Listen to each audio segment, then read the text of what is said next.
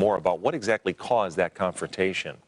And as far as the first shooting we mentioned, Brittany Edney is live near Harmon and 95 with the breaking details on that one. And Brittany, what have we learned?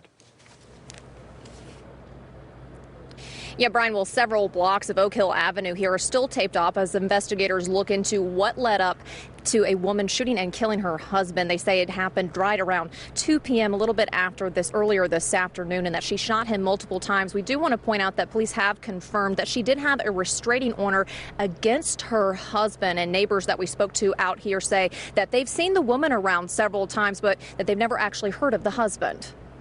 So I've only ever met the woman, and I've never seen the guy. My reaction is I'm really surprised. She seemed like a really nice lady, and I didn't know that she had a past like that, or that was going on in her life. We're still working on confirming more information about this case, and we'll bring it to you as it becomes available both online and on Twitter. You can follow me at Brittany Edney. But I do want to let you know that police also confirmed that the woman right now is being detained as they try to question her and figure out more on what happened. Reporting live, Brittany Edney, 8 News Now.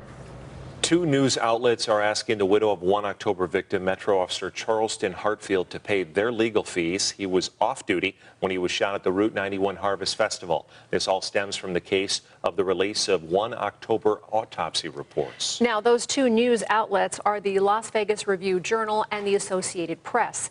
8 News Now reporter Sasha Loftus spoke to attorneys on both sides of the issue. She has been digging through all those motions today and has an update for us. Sasha?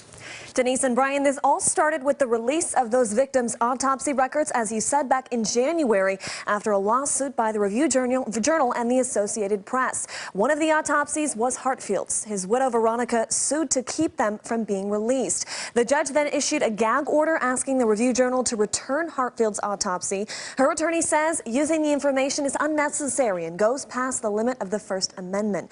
The lawyer representing the Review-Journal, Maggie McCletchy, says this was all unconstitutional. She's also representing the Associated Press, but says she's only speaking on behalf of the Review-Journal today. She also added other media outlets were allowed to keep the reports while the Review-Journal was banned from using them.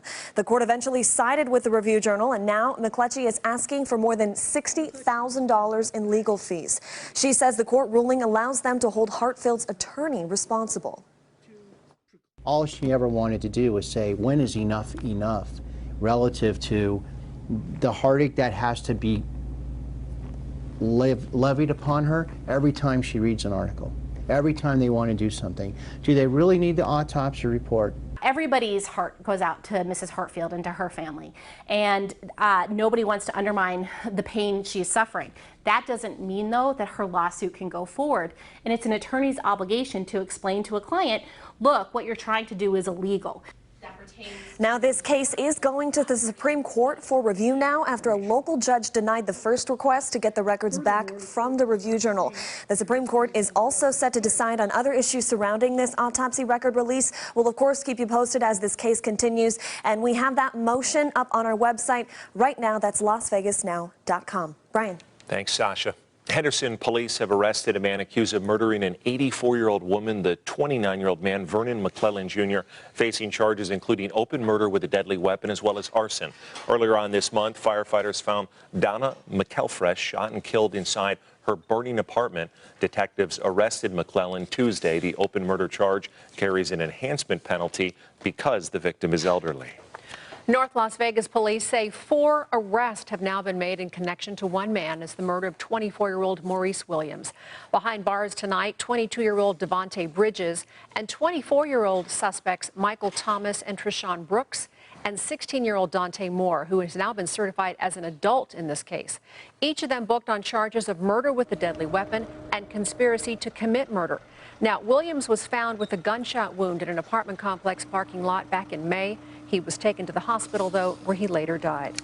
The Southern Nevada Health District is investigating 2 cases of Legionnaire's disease reportedly contracted at Harrah's Laughlin. The cases were reported in November of 2017 and March of 2018.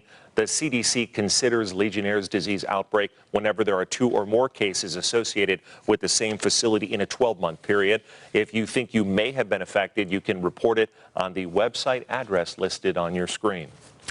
We got a progress report today on the Las Vegas Raiders Stadium. The Stadium Authority Board heard some updates, and one of the big items has been getting a lot of attention in the media over the past few days. Patrick Walker joining us now here to explain. Yeah, Denise, take a look at the progress. Actually, right now, a live look outside. You can see the cranes are up, some of the workers milling about. So a lot is going on. But really, what we're talking about today are personal seat licenses, or PSLs. It's the starting point, really, that you have to buying a season ticket. In other words, you must first purchase a PSL. Right now, 19 of the league's 32 teams require some variation of a PSL before fans can buy season tickets. Here's what a personal seat license does. You buy the rights to a specific seat, and then you have the obligation to buy the ticket that goes with it unless you sell or transfer your licenses to someone else. It's used as a way to help fund construction and is a key piece of the funding pie that pays for building the stadium. Well, I think people understand that it's a way to help finance a stadium, and it's essentially a piece of a ticket. It's attached to a ticket, so it's something that they would otherwise be paying for.